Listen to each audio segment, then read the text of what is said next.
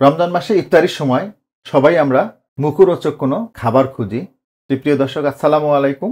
আজকে রসুই রেসিপিতে খুব সহজভাবে এবং স্বল্প উপকরণে এই রেসিপিটা করে দেখাবো।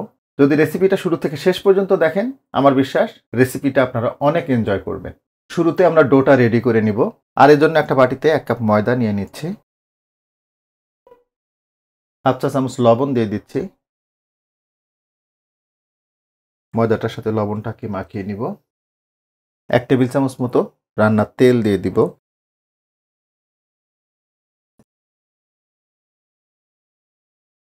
তেলটা মাখিয়ে নিলাম। এখন এখানে দুটো ডিমের কুসুম দিয়ে দিব। এটা রুম টেম্পারেচারের ডিম। সাদা অংশটা বাদ দিয়ে শুধুমাত্র কুসুমটা দিচ্ছি।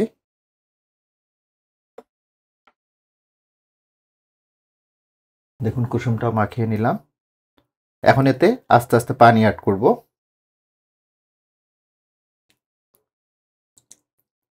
সামান্য পানি দিয়ে আগে মাখিয়ে নিতে হবে।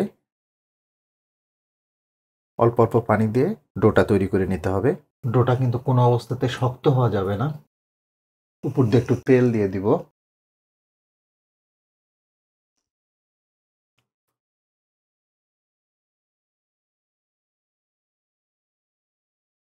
দেখুন, ডোটা রেডি। তখন এটাকে আমরা একটু ঢাকা দিয়ে রেখে দিব যাতে ড্রাই না হয়ে যায়। শুরুতে একটা প্যানে মুরগির একটা বুকের অংশ নিয়ে নিচ্ছি। আমি 2 ভাগ করে নিয়েছি। দিয়ে দেব পানি। 3 কাপ মতো পানি দিয়ে দিলাম। আমি জাস্ট 1 চা চামচ মতো তেল দিয়ে দিব। যদি মাংসে অতিরিক্ত তেল থাকে তাহলে আর তেলটা দেওয়ার দরকার নেই। মুরগির মাংসটাকে এখন আমরা সিদ্ধ করে নিব। চিকেনটাকে সিদ্ধ করে নিলাম। এখন চিকেনটাকে শ্রেডেড করে নিতে হবে।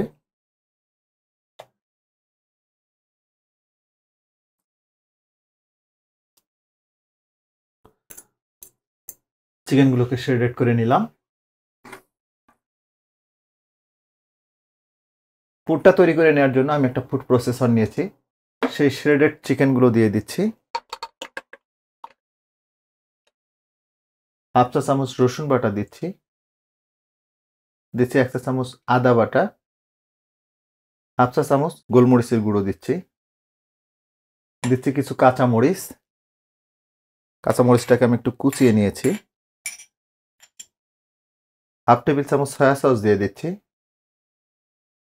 এবার দিচ্ছি লবণ। আমি 1 চা চামচ মতো দিলাম, তবে লবণটা বুঝে দিতে হবে যেহেতু সয়া সস ব্যবহার করেছি। হাফ টেবিল চামচ মতো তেল দিয়ে দিব।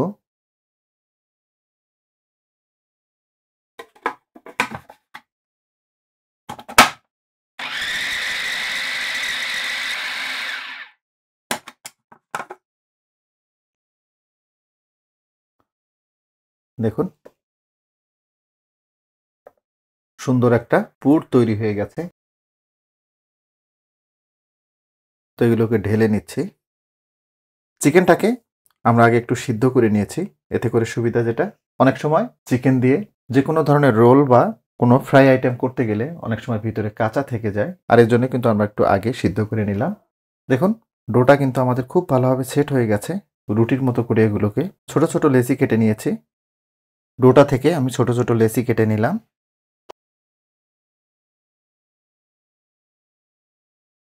এখন এগুলোকে একটু করে বেলে নিব।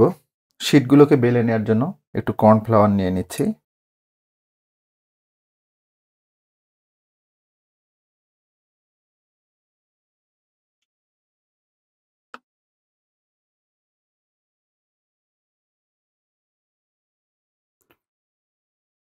আমি তুলনামূলক 4 কোনা করে বেলে নিলাম।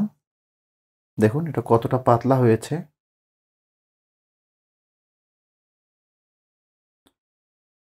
তারপরে আমি স্কোয়ার শেপ করে কেটে নিচ্ছি।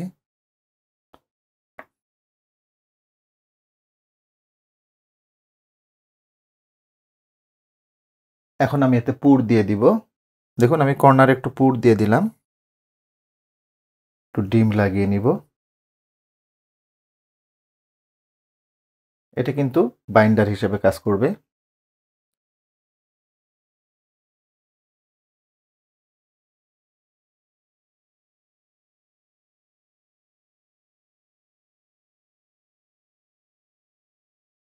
দেখুন এভাবে ভাঁজ করে নিয়ে এসে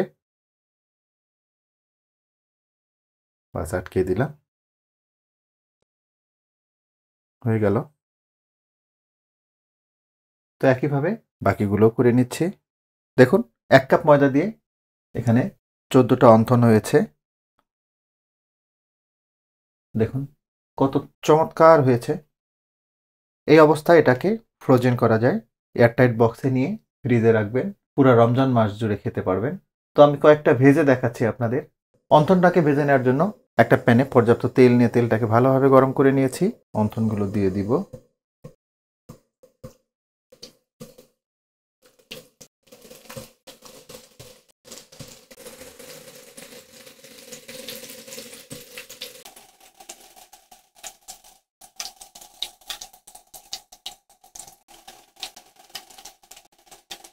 মিডিয়াম লো হিটে এগুলোকে গোল্ডেন ব্রাউন করে ভেজে নিতে হবে। শেষের দিকে কিন্তু খুব দ্রুত কালার চলে আসে, খেয়াল রাখবেন। দেখুন এগুলো অলমোস্ট হয়ে গেছে। তো আমরা এগুলো উঠিয়ে নিব।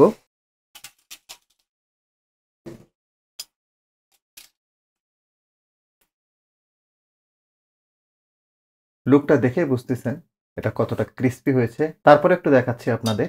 এগুলো হচ্ছে অন্থন বানানোর সময় যে এক্সট্রা শিটগুলো ছিল সাইড দিয়ে, দেখুন এটাতে নিমকির কাজ চলে যাবে ইফতারের সময়। কত সুন্দর হয়েছে। কোনো কিছু কিন্তু ফেলনা নয়, প্রত্যেকটা জিনিসকেই কাজে লাগানো যায়। এইবার অন্থনগুলো দেখাই একটু আপনাদের।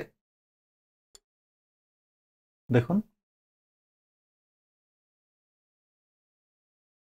এটা কতটা ক্রিস্পি হয়েছে একটু দেখাই। দেখুন একদম মচমচে হয়েছে। টেস্টটাও কিন্তু সেই লেভেলের হয়েছে। আমি যে নিয়মে অন্থনের শীটটা করে দেখিয়েছি, এই নিয়মে যদি অন্থনের শীটটা তৈরি করেন, অনেস্টলি বলছি এক্সট্রা অর্ডিনারি লেভেলের একটা টেস্ট পাবেন। যাই হোক, আশা করব অন্থনের এই রেসিপিটা আপনাদের অনেক ভালো লাগবে। আর ভালো লাগলেই কিন্তু আমার সার্থকতা। যদি একটু হলেও ভালো লেগে থাকে তাহলে রিকোয়েস্ট করব লাইক, শেয়ার এবং কমেন্ট করার জন্য। আর আপনি আমার চ্যানেলে নতুন হয়ে থাকলে রিকোয়েস্ট করব আমার চ্যানেলটাকে সাবস্ক্রাইব করার জন্য। আর আপনি যদি আমাকে ফেসবুক থেকে দেখে থাকেন তাহলে রিকোয়েস্ট করব আমার চ্যানেলের পেজটাকে ফলো করার জন্য। তো সবাই অনেক ভালো থাকবেন, সুস্থ থাকবেন, নিরাপদ থাকবেন। আল্লাহ হাফেজ।